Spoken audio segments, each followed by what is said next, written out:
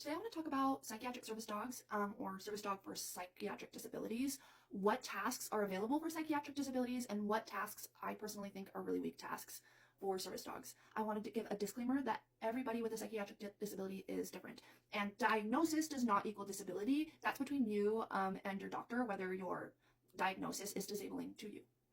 I also want to say that a psychiatric service dog is not for everyone, especially if you have a disability that causes you to have flare-ups, if you are forced into confrontation, if you have extreme social anxiety, or if you have a hard time taking care of yourself in general and have a hard time taking care of your own life responsibilities. A service dog may not be for you, because before your service dog can care for you, you have to care for your service dog. And if you can't be reliable enough to take care of an animal, then a service dog just isn't going to be right for you in your situation. Now, some examples of psychiatric disabilities, I'm going to list just a few. There are several, but PTSD, autism, major anxiety or panic disorders, and OCD are the ones that I seem to see the most.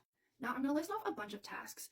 These tasks can be helpful to some handlers and not helpful to others, and it is so dependent on your situation. In the service dog community, a lot of people shame for what we call task shopping, which is, I have a diagnosis, I want a dog to come with me everywhere, help me figure out how I can take my dog with me everywhere. That's what task shopping is looking like. However, there are people who have disabilities who know that they could use help and have no idea what service dogs can even be trained to do, and that's what I'm going to be informing on this video, is examples of tasks that dogs can be trained to do. And if any of these sound helpful to you, I would encourage you to write them down and do some more research. I split these into categories, and the first category is going to be grounding, a grounding behavior. So that could look like licking, offering a paw, a headrest, or encouraging petting. The next category is retrievals. Get emergency medication, get a comfort item, seek out help from a human in your home, ring a bell to alert a human in home, or retrieve a phone. Next category is going to be behavior interruption.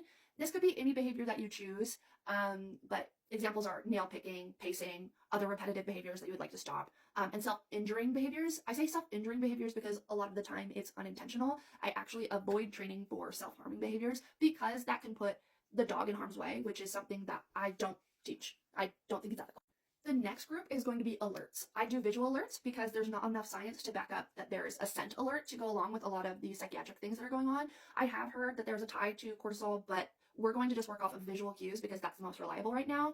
And so it's going to be visual alerts to panic attacks, meltdowns, episodes, whatever it is that kind of interrupts and disables you. We can teach alerts to those before they end up getting bad, so you can excuse yourself or get to a safe area.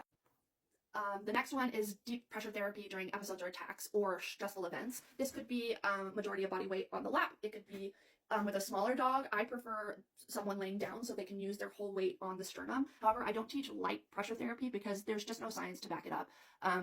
Even if that pressure, like a headrest, helps you, I don't call that deep pressure therapy. I would call that a grounding task. The last group of tasks I will put is light guide work. So find an exit, find a trusted human, or guide to a trusted human. I don't do find a human, but I do guide to a trusted human, guide to a restroom or a car.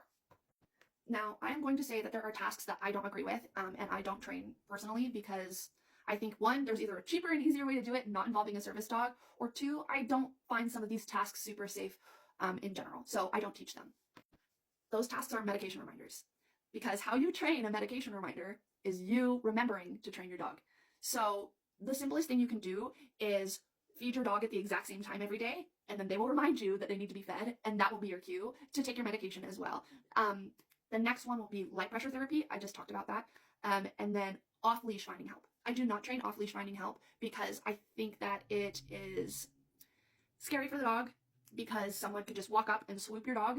I also don't think that it's appropriate for a service dog to be walking around in public without its handler. That's not considered under control. And per the law, your dog has to be under control all the time. So if your dog is wandering the store while you're standing there or sitting there waiting for it to go find someone, I don't think that's an appropriate task. I also do not do interruptions for deliberate self-harm. I think that even though I would love for it to be a harm reduction task, if you have any sort of weapon or you are physically out of control and are unable to control your body movements, and that might end up towards your service dog, that is not a situation that I'm willing to put any of the service dogs that I train into.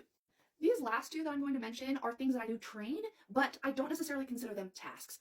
Orbit, which is where your dog goes around your body to create some space between you and the public, and blocking, which is a certain position to block from the public. If this is your only task, this is a weak task, in my opinion. I think that a lot of people use it as an excuse to have a drop leash task, and I don't love that.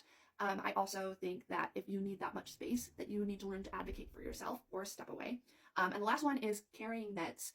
I think your dog can totally carry your meds, but if that's your one task, that's a little bit of an excuse to have your dog come with you everywhere when, in all honesty, you could carry a backpack, you could carry a fanny pack, you could put your medication in your pockets.